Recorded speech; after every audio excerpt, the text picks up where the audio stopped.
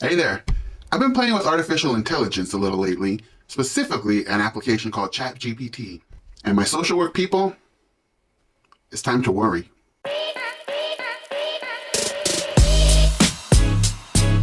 Hey everyone, you are 100% going to want to pay attention to this video because I'm going to talk about something that's been on a lot of people's minds lately, the intersection between artificial intelligence, or AI, and social work. At the end of this video, I'm going to share 5 ways that social workers can utilize AI right now in their practice. Now, when I say AI, I'm specifically referring in this video to software called ChatGPT. I did a little search for any information I could find about social work and ChatGPT, and there's really nothing available at this time. So we are on the forefront of this right now. If you haven't heard anything about ChatGPT yet, it's probably about time that you start paying attention, because this AI platform and others that are sure to follow will have a massive impact on the world we live in, the jobs that people do. And yes, that will include social work. Now I know what you might be thinking, oh great, another video about how robots are gonna take over and take all our jobs. Well, keep listening, because this is actually an important conversation that we need to have. As social workers, we know that our field is all about understanding and helping people.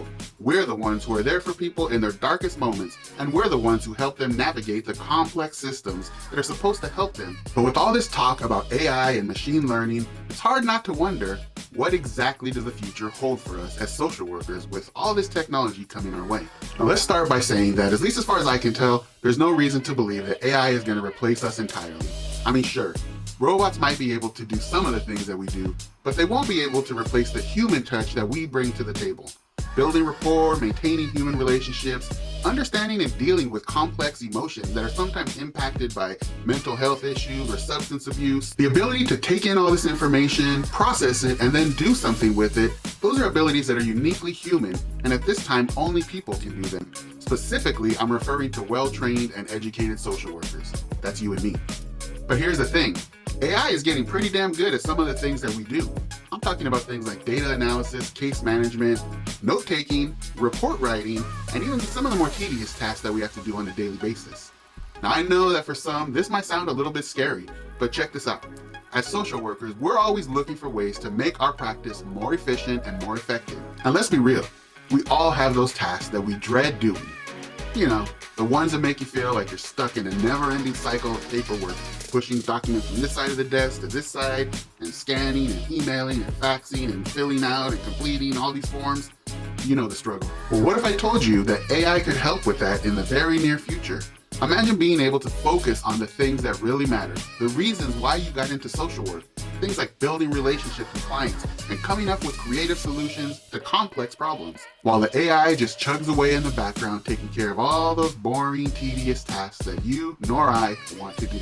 When I said at the beginning of this video that we need to be worried as social workers, I meant that we need to be worried that we won't take the time as professionals to understand the opportunities here. I'm worried that we'll get stuck in bureaucracies, outdated mindsets, and irrelevant practice cultures, and that'll cause us to lose out on the opportunity that AI tools can offer to help us provide better services while preserving our own mental health and work-life balance. But before we start getting too excited, let's talk about the ethical considerations of using AI in social work. I mean, it's not all sunshine and rainbows here, people. We have to think about things like privacy and autonomy, and making sure that AI systems don't perpetuate existing biases and discriminatory systemic issues related to race, gender, ability, and other issues. I mean, let's be real. It's not like we can just blindly trust these machines. We need to make sure that we're using them in a responsible and ethical way that aligns with our code of ethics. So what does all of this mean for us as social workers? Well, for starters, it means that we need to start thinking about how we can use ChatGPT specifically, or AI in general, to enhance our practice. Now, what I'm about to tell you is something that I am just amazed by. I did it a little while ago, and it's not quite earth-shattering, but it's as close as you could get for something like this. So I put ChatGPT through a typical social work scenario and asked it to provide several different kinds of assistance and advice. And when I tell you, I was blown away by what I got back. Blown away. I'll be sharing this in an upcoming video, so make sure to subscribe and hit the bell to get notified when that video comes out. I guarantee that you will be as shocked as I was as a 25-year veteran in this field. The reality of the rapid advancements in AI also means that we need to be proactive and stay informed on the latest developments in AI and machine learning. This will help us to make sure that we stay on top of how it can be used to make our services more efficient, more effective in providing positive outcomes for those that we serve. And most importantly, it means that we need to be prepared for what may come in this area. I mean, no one knows what the future holds, but we need to make sure that we're ready, whatever comes our way as a profession. So there you have it, my social work squad. A little introduction about the intersection between AI and social work. It's not all doom and gloom, and it's definitely not something that we can ignore. We need to stay informed and think about how we can use AI to enhance our practice while keeping a very close eye on the ethical implications of its use. And most importantly, we need to remember that social work is about the human element, and that's something that robots won't be able to replace anytime soon. As I mentioned a few times now, I'll be sharing the jaw-dropping video of what I was able to produce in 10 minutes using ChatGPT to deal with a very common social work related scenario. So again, make sure to subscribe to see that video and have your mind blown. Okay, as I promised, here are 5 ways that social workers can use ChatGPT in their work right now or in the near future. By the way, these are all cool, but I'm telling you, they're nothing compared to the experience I had with ChatGPT that I'll be sharing in that video that I keep talking about. So here we go. Number 1, data analysis. Social workers often have to deal with large amounts of data, whether it's case notes, research, or statistics. ChatGPT can help with sorting through all that information and highlighting key points, saving social workers valuable time and energy. Plus, imagine never having to deal with spreadsheets again. 2, case management. ChatGPT and other chat-based AI can assist with tasks such as scheduling appointments, sending reminders to clients, and even creating case plans. You don't think AI can create an appropriate case plan, do you? I'm telling you, you don't want to miss my upcoming video that I keep emphasizing because it just might change your mind. This kind of assistance can help social workers stay organized and on top of their cases, leaving more time for the important stuff like building relationships with your clients. 3, language translation.